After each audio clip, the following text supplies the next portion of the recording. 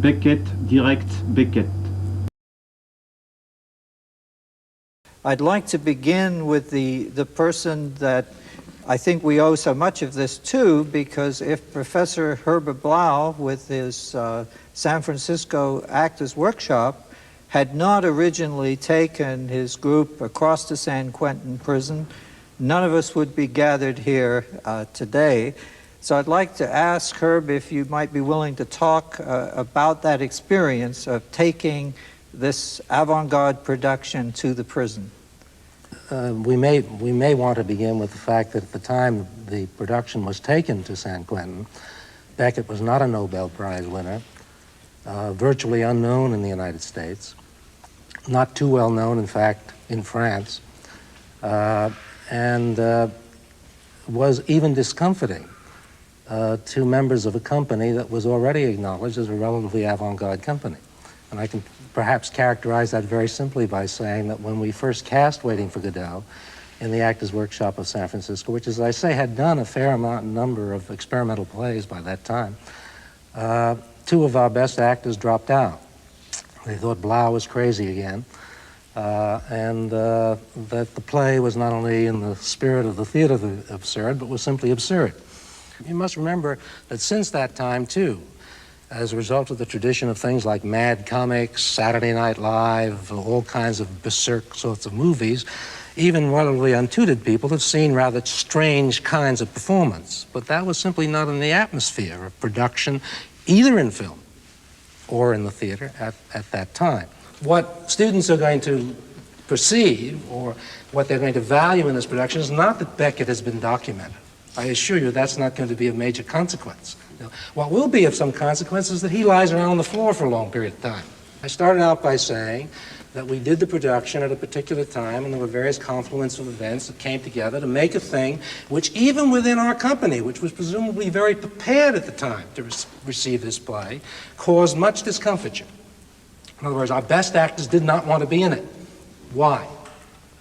That seems to me to be quite interesting. Now, this was the same period, 1957, where we were moving incrementally toward the great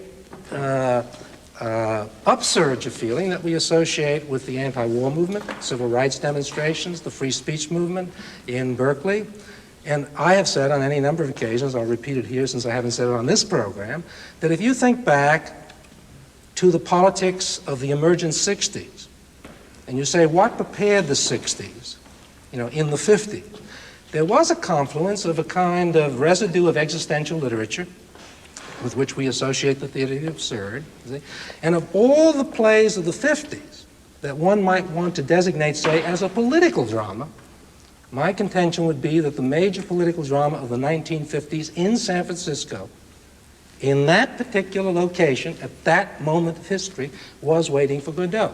Though Beckett himself would contend, as he contended to me, the political solutions like moving from one insane asylum to another. The most required text, probably, in the American universities outside of Shakespeare is this particular text, Waiting for Godot. Yeah. And when I first visited San Francisco, which I think was 1959, Herb lent me or gave me a copy of the San Quentin News, which had the review of this performance, which struck me enormously because it was supposed to be a play that had puzzled intellectuals, and there were all the convicts saying, this is absolutely clear, we know all about it, and so on. And I put that into my book. Now, to my great surprise, a few years later, in my office in the BBC in London, my telephone rang, San Francisco on the line, and there was Rick Cluch, who had written his play, The Cage, and it was such a success that they had been touring other prisons under the auspices of the prison administration, and he wanted to come, and he said there was a possibility of touring London, and could I get them a theatre? So I tried to get them a theatre, and he came to London.